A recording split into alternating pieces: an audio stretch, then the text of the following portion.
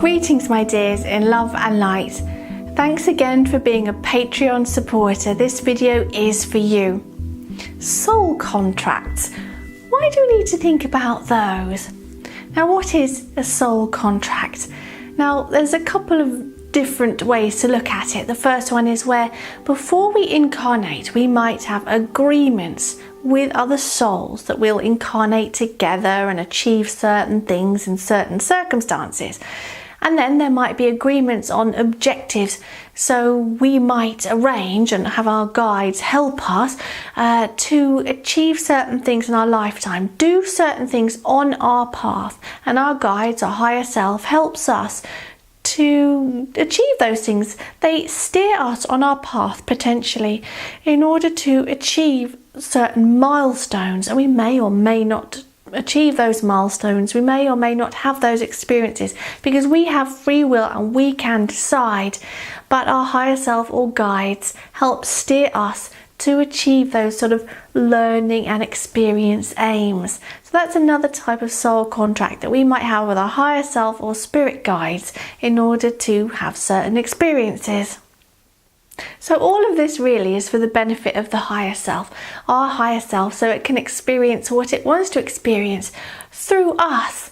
So that's why we end up with these agreements, these contracts with other souls and with our higher self itself and our guides who guide us in certain directions. So as I said, we might not achieve what our higher self wants us to achieve in this lifetime because we choose something different, and then it might be considered that we're sort of straying from our life path. But as I always say, you cannot not be on your life path because it's the path you're taking in your life, isn't it? So the people in our life that we come across, it's likely that we have some kind of agreement with them. And the way that you would know this especially is that if they're in your life for a period of time, or that there's certain things that go on with them, especially if they're emotionally connected, people who trigger us, people who we have, well, just some connection with, we might live with them, might have a bunch of drama with them, we might work with them, they might be a sibling or any family member. So all of these things are said to be arranged before birth because we are sharing experiences with them and they're learning things from us and we're learning things from them. And relationships, any kind of relationships, they're always like mirrors because others' reactions tell us a lot about ourselves.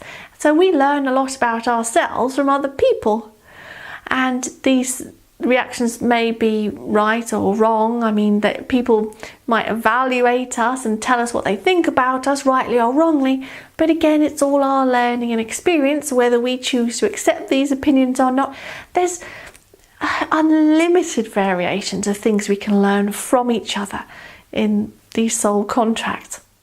So here, you might have guessed it, karma comes into play because we'll have a soul contract with someone because there's karma to work out too. And again, you might notice this because the relationship with them might be emotionally charged. They might trigger you and you don't know why. They just push your buttons, and it might be some kind of soul remembering because things have gone on in another lifetime that hasn't been sorted out. They haven't been rectified yet. And you may also notice that there's patterns with someone. You are stuck in a cycle with someone, that you keep arguing with them, that you can never get on. It may be a parent and a child, where the parent may get on well with one child and not so well with another one. There might be karmic connections there. Something needs sorting out. There may be patterns with a business partner, or you may have, say, 3 different business partners, and each time it goes wrong, you may have karmic connections with all of these people, and you're all doing it together and going round and round together, working out these bits of karma. So you'll know if it's something that triggers you, makes you feel emotional, fed up, or even happy connections as well. You might be sorting out karma with people, souls that you've got soul contracts with. So to identify soul contracts then is to help you to clear them up, achieve what needs to be achieved, and then you can sort of unlock yourself from potential repeats in other lifetimes. It's not a definite thing that you would have to repeat again, repeat these circumstances again, but it's a possible thing. Your higher self might want you to repeat it again in order to learn the lessons that you haven't learned. So the idea is to learn the lessons. Look at what's going on and try and learn from it. Just contemplate it.